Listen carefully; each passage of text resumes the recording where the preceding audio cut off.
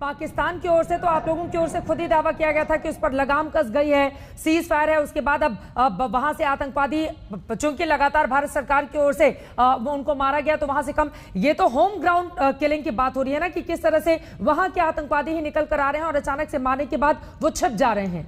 क्योंकि बीते कुछ दिनों में 10 आतंकवादी मारे गए हैं, अगर हम हाल की बात करें तो भारत पाकिस्तान मैच रद्द कर देने से इन पर क्या असर पड़ेगा? ये तो वहीं के हैं जैसा कि कहा जा रहा है।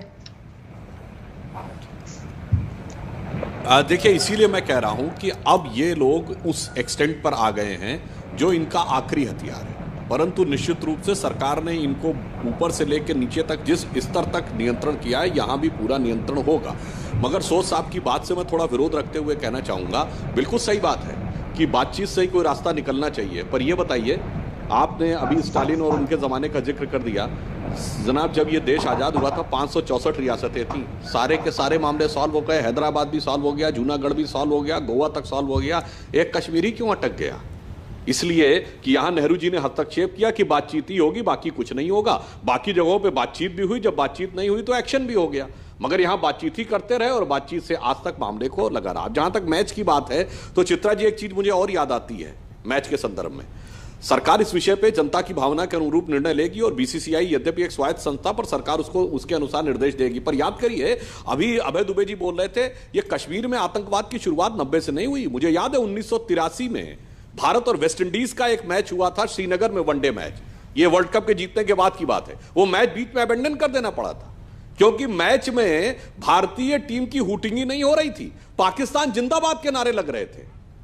तो ये बताइए, भारत और वेस्ट इंडीज के मैच में पाकिस्तान जिंदाबाद के नारे लगने लगे।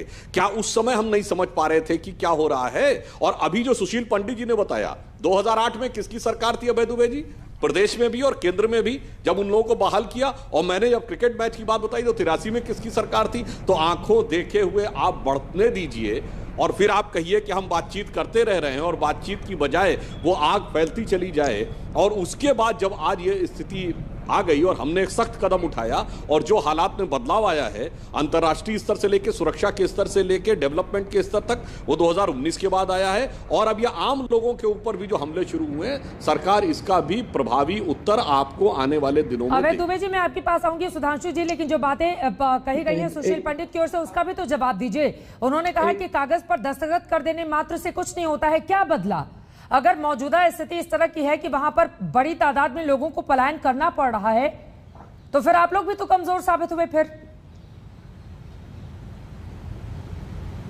नहीं, जो सुशील जी ने बात कही, मैं उनकी भावना का पूरा सम्मान करता हूं। ये ठीक है कि जो डेवलपमेंट की रफ्तार हम लोग सोचे थे कि कर लेंगे, कोविड की वजह से वो रफ्तार नहीं हुई। परंतु यह भी यथार्थ है कि उससे पहले 2019 अगस्त से पहले के 13 महीनों में 443 घटनाएं हुई थी आतंकवाद की। उसके बाद 206 हुई और जो पत्थरबाजी की घटनाएं थी वो ऑलमोस्ट बंद हो गई।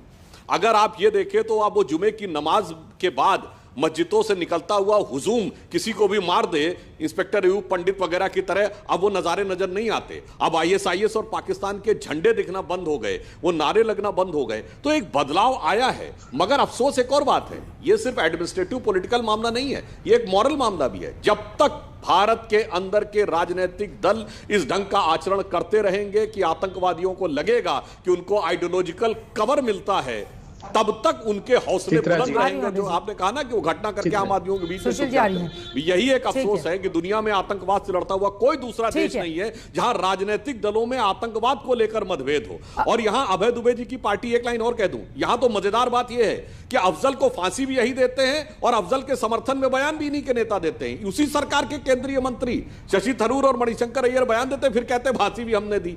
तो इस ढंग की जो राजनीति है, उसने भी ऐसे लोगों का मनोबल बढ़ाया है और वो मनोबल भी हम ही तोड़कर दिखाए।